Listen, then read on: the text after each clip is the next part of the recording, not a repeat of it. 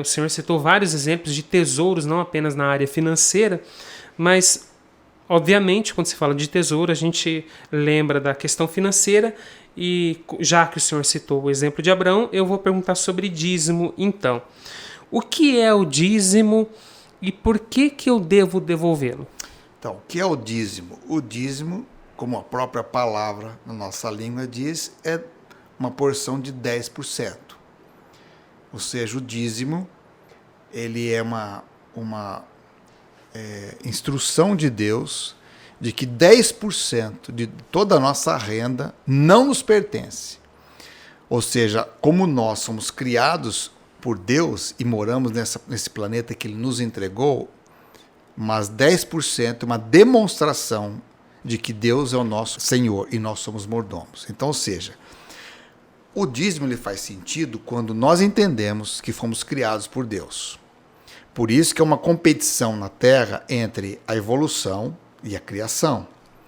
Quando nós partimos do ponto de vista da evolução, não faz sentido o dízimo, porque nós mesmos somos o autor da nossa própria existência.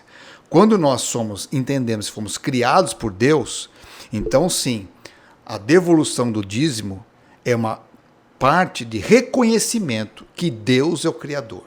Agora, eu não mando o dízimo para o céu.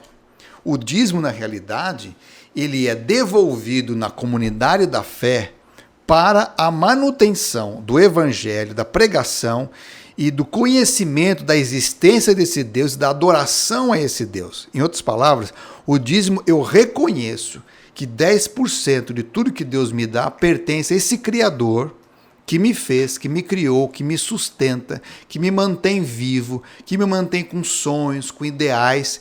E esse dízimo, ele na realidade, ele retorna para o próprio ser humano, porque Deus não precisa de dinheiro, Deus não precisa desses recursos, mas quando eu devolvo o dízimo, os 10% do que eu recebo, das minhas rendas, eu reconheço que eu tenho um Senhor acima de tudo. E é interessante que isso é tão valioso que, como criança, você precisa mostrar para a criança que ela tem pai e mãe, que ela deve autoridade.